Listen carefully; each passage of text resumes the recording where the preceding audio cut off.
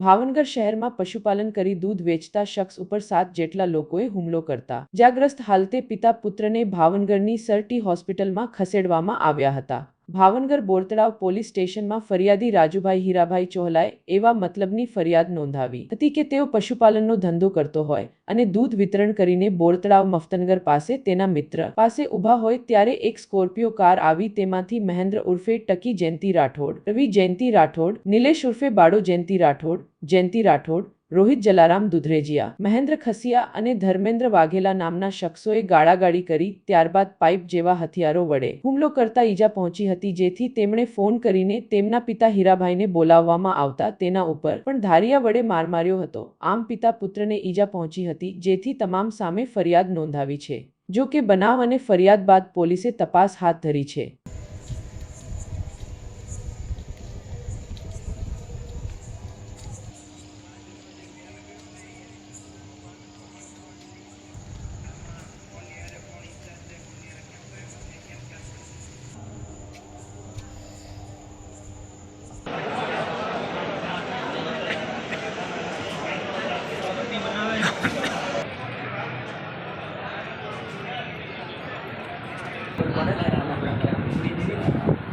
ફોટા પાડવાની રૂમમાં લઈ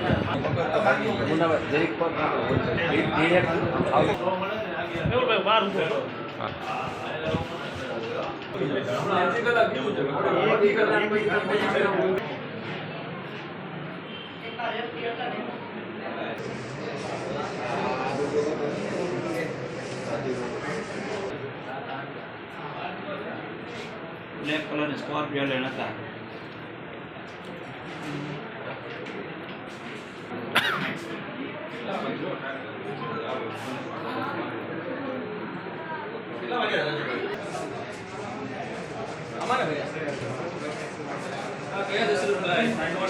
મારું નામ રાજુભાઈ હીરાભાઈ ચોહલા।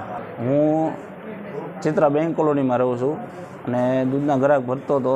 ત્યાંથી ખોડિયાર ચોકમાં નીકળ્યો ગ્રાહક ભરતો અને ત્યાં હું એક ભાઈબંધ સાથે ઊભો હતો। ત્યાં બ્લેક સ્કોર્પિયો લઈને ટકી નામનો છોકરો છે આવ્યો મારી પાસે અને ફૂલ દારૂ પીધેલો હતો અને જેમ ફામ મને ગાળું દેવા માંડ્યો અને મેં એને ટોક્યો કે આમ બધું ન કર, તો એને સીધે ગાડીમાંથી ઉતરીને મારી પર 2-3 ઘા કરી લીધા।